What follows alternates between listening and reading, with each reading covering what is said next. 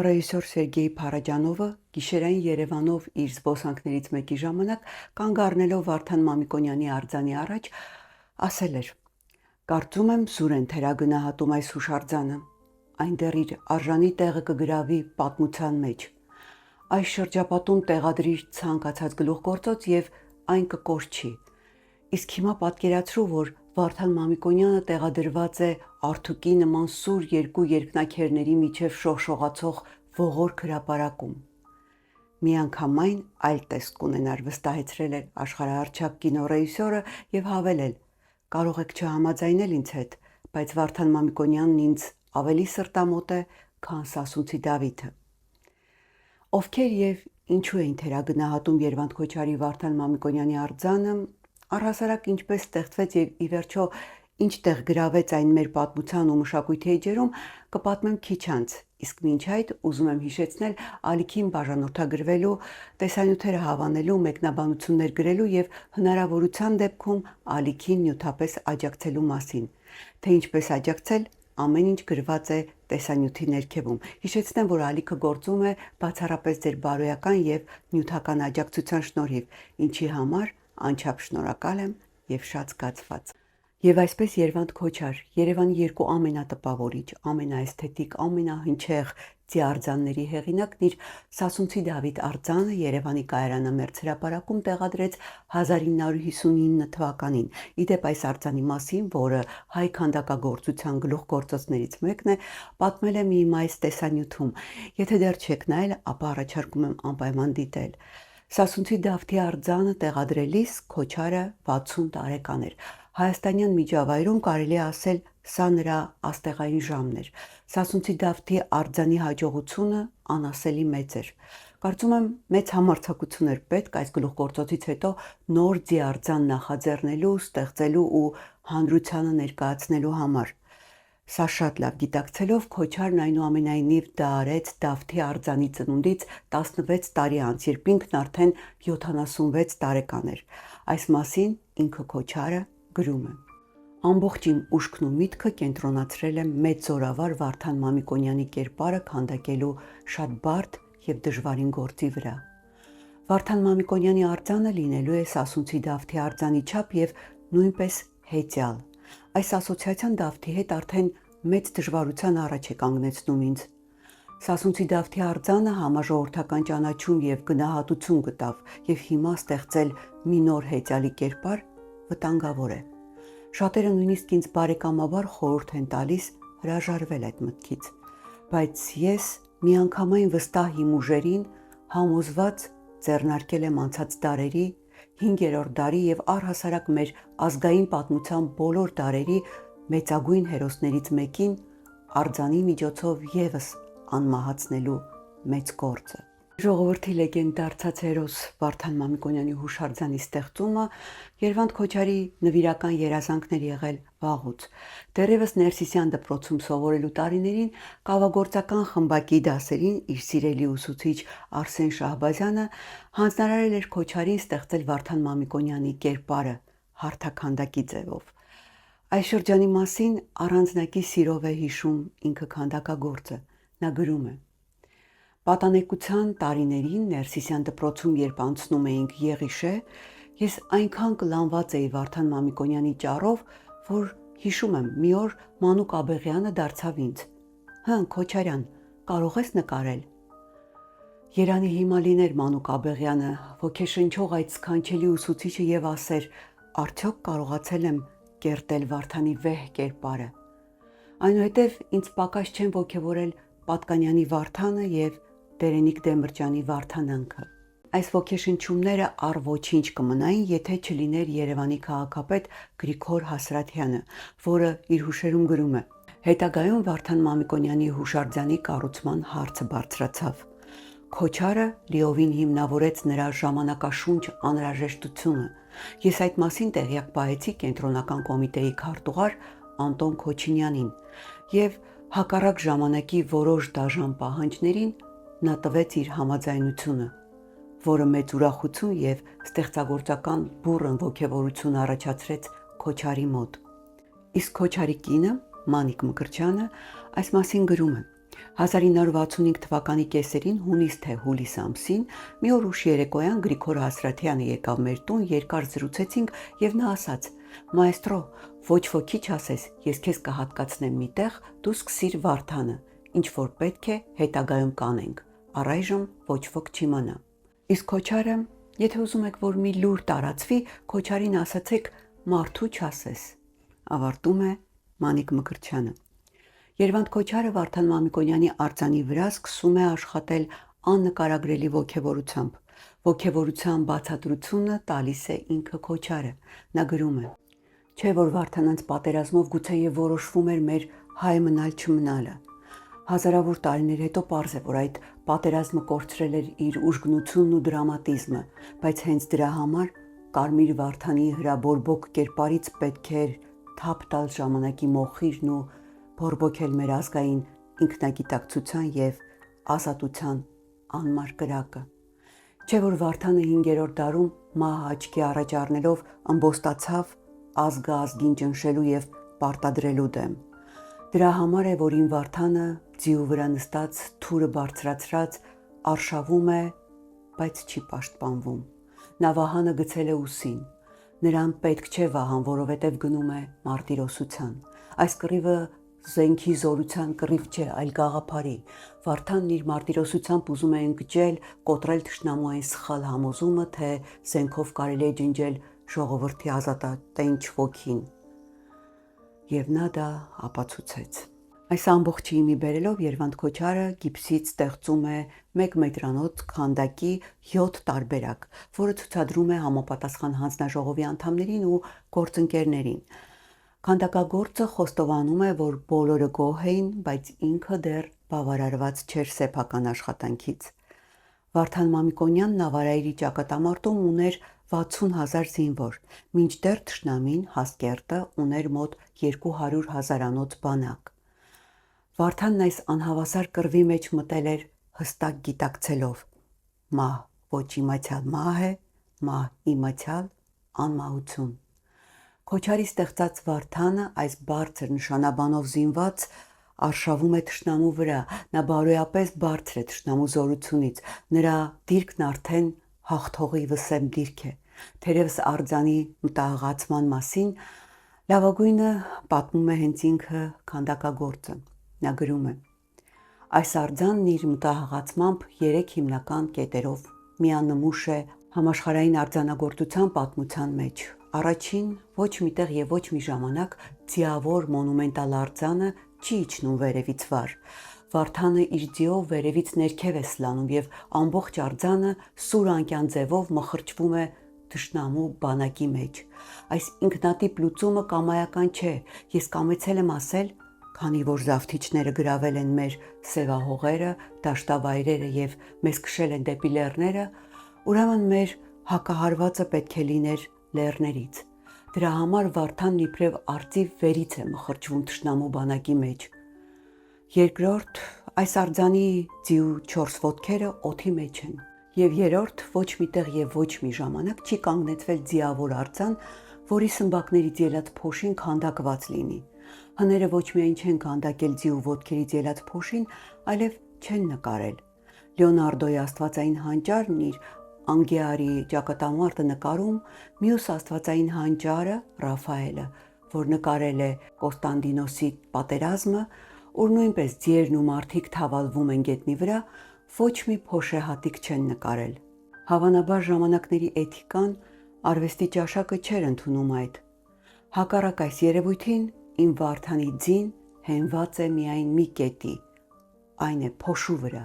որ բարձրացել է սմբակներից եւ հասել է ձիու փորատակը։ Բացի այս բոլորից Վարդանի արձանը գաղափարային շատ կարևոր սկզբունքային առանձնահատկություն պետք է ունենար, ինչով պետք է զատվեր շատ ու շատ ուրիշ արձաններից։ Քոչարն այս կերպ եւ նաեւ ըստ ժամանակակիցների հավաստմամբ հաճախ էր ակնարկում, որ ինքը հավատի զինվորին Վարդանին կերտել է խաչակերպ։ Խորհրդային շրջանում սա մեղմ ասած այնքան էլ հեշտ բան չէր։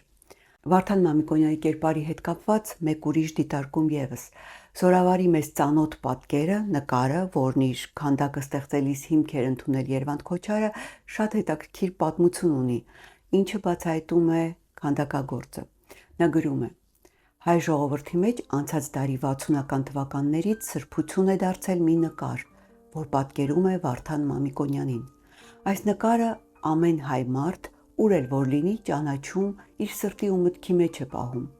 Բայց ավաղ դա ոչ մի կապ չունի ոչ Վարդանի, ոչ նրա դարի եւ ժամանակի հայ սպարապետի կերպարի հետ։ Այդ նկարի պատմությունը հետեւյալն է։ Սանկտ Պետերբուրգում էր ապրում նշանավոր գրականագետ, պատմաբան Կարապետ Եզյանը, որը երազում էր ունենալ եւ ժողովրդի մեջ տարածել հայ հին հերոսների պատկերները։ Եվ ահա մի օր Սանկտ Պետերբուրգի հայկական եկեղեցի է մտնում մի Ղարաբաղցի ուսանող, արտակարգ գեղեցիկ, խաժակն, գանգուր մազերով եւ փոքրիկ մորուքով։ Եզյանը նրա դիմագծերի մեջ գտնելով իր երազած հայ հին իշխանների ու հերոսների կերպարը, ուսանողին տանում է նկարիչ Ստեփան Ներսիսյանի մոտ։ Նա էլ իր գիտության եւ կարողության չափով գեղեցկատես բնորդից նկարում է իր Վարդան Մամիկոնյանը,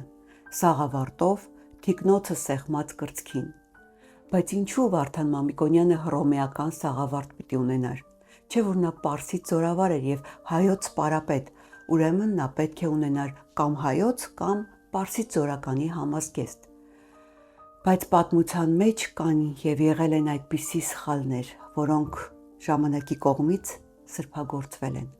Ուղղել այդ սխալները նշանակում է ամենամեծ սխալը գործել, խլելով ժողովրդի սրտից եւ մտքից այն մտապատկերը, որին նա դարերով կապված է եւ հավատում է։ Ուստի ես գիտակցաբար պահպանեցի թե սաղավարտը, թե զգեստավորությունը, չուզենալով խաթարել ժողովրդի մեջ ամրացած Վարդանի կերպարը։ Անասելի տպավորիչ ու գնահատելի է քանդակի կոմպոզիցիոն ինքնատիպությունը, Վարդանի կերպարի մանրակրկիտ ու ծայրահեղության հասնող դետալային ուսումնասիրությունները։ Սրա մասին է գրականագետ Մարգարիտ Իշխանյանի հուշը, որտեղ նա գրում է. Վարդան Մամիկոնյանի արձանի աշխատանքները դեռ չէին ավարտվել։ Այդ օրերին եղա նրանց տանը։ Քոչարի սեղանին կիտված էին բազմաթիվ բուկլետներ, ալբոմներ, արվեստի հնատիպ հրատարակություններ։ Նա սևեռուն որոնումների մեջ էր, ուզում էր համոզվել, թե վաղ միջնադարում պայտել են արդյոք ձիերին։ Վարպետի համար արվեստում ոչ մի երկրորդական բան չկար։ Այո, Քոչարի համար երկրորդական բան չկար։ Եթե նրա համար կարևոր ու լուրջ ուսումնասիրման նյութ էր այն, թե Մամիկոնյանի ձիում պայտել էին արդյոք 15 դար առաջ թե ոչ, ապա պատկերացրեք, թե որքան կարևոր եղած պետք է լիներ քանդակի տեղադրման վայրը։ Քոչարը իր արձանը մտահղացել էր կոնկրետ տեղի ու դիրքի համար, սակայն ցավոք արվել էր այնպես, ինչպես արվել էր։ Ճարտարապետ Ալբերտ Սոխիկյանը պատմում է. Քոչարը ենթադրում էր, որ Վարդան Մամիկոնյանը պիտի դրվի կոնյակի գործարանի բարձունքին, լանջի վրա։ Վարդանի դեմքին ոչ ոք չէր կարող նայել, վախից կպապանձվեին։ Այժմյան դիրքում բոլոր կրճատումները խեղվել են ու տպավորությունն այլ է։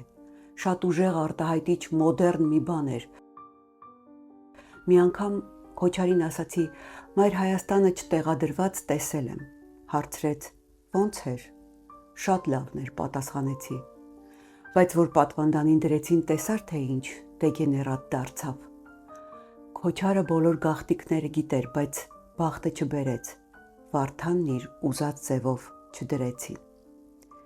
Ճարտարապետ Մարտուն Գրիգորյանի հուշն էլ Վարդան Մամիկոնյանի տեղադրման վայրի հետ է կապված։ Նա գրում է. «Վերջին անգամ մեծն Քոչարին հանդիպել եմ Երևան նախագիծ ինստիտուտում։ Եկել էր տեսնելու Վարդան Մամիկոնյանի արձանի պատվանդանի գծագիրը։ Ինքն արձանը ցանկանում էր տեղադրել կոնյակի գործարանի լեռնալանջին։ Ասաց. գիտես, հայերը թշնամու հարձակումից պաշտպանվելու համար քաշվել են լեռները եւ հարմար պահի գահավիժել են լեռնալանջերով, խուճապի եւ փախուստի մատնելով թշնամուն։ Այդ պահն եմ ընտրել արձանի կոմպոզիցիայի համար։ Բնականաբար այդ պահը լիարժեք ու լիովին ներկայացնելու համար բարձունքում պետք է տեղադրվեր արձանը, ինչը չէր արվել։ Առհասարակ ոչ միայն արձանի վայրի հետ կապված էին եղել տարաձայնությունները, այլ ստեղծման ընթացքում էլ ամեն ինչ հարթ ու սահուն չէր եղել։ Այս մասին պատմում է Երևանի նախկին քաղաքապետ Գրիգոր Հասրաթյանը։ Նա գրում է. տարիներ անց մայստրոն Տիկին Մանիկի հետ Վարդան Մամիկոնյանի արձանի կապակցությամբ այցի եկավ ինձ։ Նախապատրաստական աշխատանքների հետ միաժամանակ սկսվեց նաև ահաբեկչական մեղադրանքների տարափը։ Անկան որոշ մութ ուժեր դադարեցնում էին ֆինանսավորումը, մերթընդմերթ արգելակելով աշխատանքների ընթացքը, դրանք դիտելով որպես ազգայնական քաղաքականության դրսևորում։ Մեղադրանքներ հարուցողներից էին նաև ինձ հետ աշխատող ղեկավար ընկերներից ոմանք։ Շատ ժամանակ զբաղվում էի այդ մեղադրանքների հերքումով, թիկունքիս պաշտպան ունենալով Քոչինյանին։ Բայց այդ բոլորը ես թաքցնում էի մայստրոից, նրա միտքն ու եռանդը չկոտրելու համար։ Երբ իմացավ այդ մասին, դառնացած հիշեց դասական ասույթը. Տեր Աստված, փրկիր ինձ իմ բարեկամներից, թշնամիներիս հետ հաշիվները ինքս կմաքրեմ։ Հասրաթյանը շարունակում է պատմել. Քոչարը մեր ծանոթության ամբողջ ընթացքում ոչ մի անգամ, նույնիսկ հույժ անհրաժեշտության դեպքում անձնական որևէ խնդրանք չունեցավ, բայց ստեղծագործելուն առնչվող հարցերում պահանջկոտ էր։ Վարդան Մամիկոնյանի արձանը պատրաստ էր դեռևս 1965 թվականից, սակայն արձանի բացումը տեղի ունեցավ միայն 1975 թվականի դեկտեմբերի 19-ին։ Արձանի բացման ժամանակ ես ազատված էի աշխատանքից եւ հեռվից դիտողի կարգավիճակում էի։ Հանդիսավոր արարողությունից հետո Տիկին Մանիկի հետ Քոչարը եկավ գտավ ինձ։ Հուզիչ էր նրա հոգու վեհությունը, հավատարմությունն ու նվիրվածության դրսևորումը։ Իսկ երբ մեր հայացքները հանդիպեցին, նա մի պահ լռելուց հետո մտքաշաղախ հայացքով ասաց. դավաճանությունից ավելի վատ բանը երախտամոռությունն է։ Եվ գիտես ինչու, որովհետև դա օտարի արարք չէ, դա քեզնով բախտավորված ու երջանկացած մարդու արարք է։ Երևան Քոչարի Վարդան Մամիկոնյան հուշարձանի բացման հանդիսավոր արարողությունը կայացավ 1975 թվականի դեկտեմբերի 20-ին։ Կոփածո պղնձից եւ կարմրաքարային ավազաքարից կառուցված 17 մետրանոց այս հուշարձանը տեղադրվեց Օղակաձև զբոսայգու Վարդանանց Խանջյան եւ Ալեք Մանուկյան փողոցներին հարող հատվածում։ Անկախ անհաջող տեղադրությունից, այնուամենայնիվ ամեն անգամ այս հուշարձանը տեսնելիս հիանում եմ Քոչարի հանճարեղությամբ եւ զարմանում, թե ոչ հաղթանդամ մարմնով ու բազուկներով 75-ամյա այս մարդը, որ քայլում էր ձեռնափայտով, ինչպես էր կարողացել քարե հսկա այս կերպարին փոխանցել այսքան հզորություն ու վեհություն, ինչպես էր կարողացել իր քանդակում խտացնել մի ողջ ժողովրդի անսանձ ուժն ու կամքը։